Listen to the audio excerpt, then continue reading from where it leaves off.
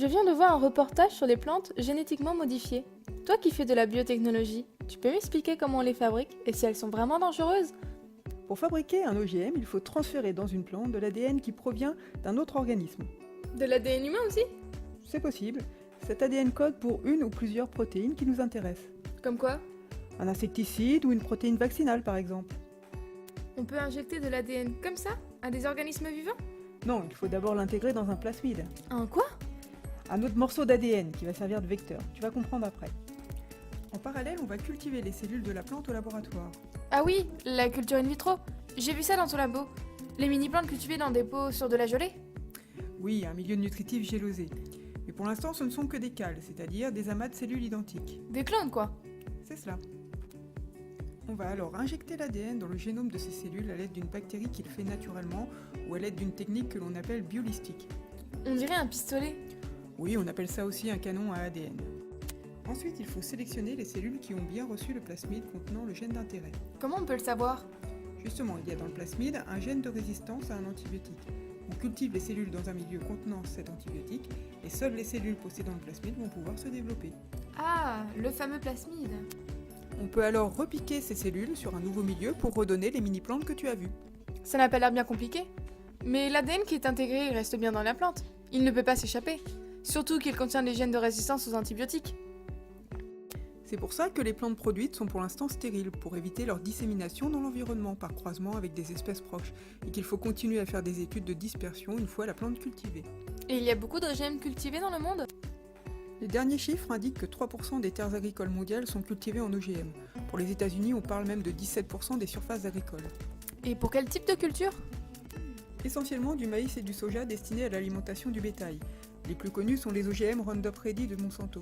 Ils possèdent un gène de résistance à un herbicide, le Roundup. Ceci permet aux agriculteurs de semer plus tôt, d'utiliser des variétés à haut rendement, donc d'effectuer de plus gros bénéfices. C'est surtout Monsanto qui s'en met plein les poches, puisque c'est lui qui commercialise le Roundup. En plus, une équipe de chercheurs de Caen a montré que des rats nourris avec ce maïs transgénique développaient des tumeurs. Il y a aussi le maïs et le coton BT qui résistent à un parasite, la pyrale, qui cause d'importants dégâts dans ces cultures. Pour cela, on a introduit le gène d'une bactérie du sol qui fabrique un insecticide naturel qui tue ces chenilles. Et ça ne peut pas agir sur d'autres insectes? Pas sur les abeilles en tout cas, et on continue les recherches pour connaître l'impact sur d'autres espèces de papillons. Tout ça pour augmenter les rendements? C'est vraiment un intérêt très économique. Pas seulement. Prenons l'exemple du riz doré. C'est un riz enrichi en vitamine A qui permettrait de pallier les carences provoquant des cécités dans les populations dont il est la principale source alimentaire. Les OGM permettent aussi de cultiver des plantes résistant mieux à la sécheresse. Mais comme la plante est stérile, il faut racheter tous les ans les graines aux semenciers. Et les protéines étrangères produites par les OGM, elles ne peuvent pas provoquer des allergies?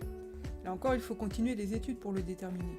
Mais dans le domaine de la santé, il peut y avoir de grandes avancées médicales avec les OGM. Par exemple, les vaccins comestibles. Des vaccins sans piqûre? Intéressant! Des chercheurs travaillent depuis plus de 10 ans sur des pommes de terre dans lesquelles ils ont introduit le gène codant pour la protéine vaccinale contre l'hépatite B. On se vaccinera en mangeant des frites? Pour l'instant, il faut manger environ 200 grammes de pommes de terre crues. Bof. Et c'est efficace? Sur environ 60% des sujets traités. C'est moins bien que le vaccin actuel. Mais il est plus facile à conserver et à administrer. En plus, il y a d'autres voies de recherche pour produire de l'hémoglobine, du collagène et même des médicaments contre le cancer. En fait, tant que les cultures se font au laboratoire, ça ne me dérange pas trop. Ce qui m'inquiète, c'est l'impact écologique. Les OGM peuvent avoir un intérêt écologique. Des chercheurs ont mis au point des peupliers à teneur réduite en lignine, qui permettraient de fabriquer du papier avec des procédés moins polluants.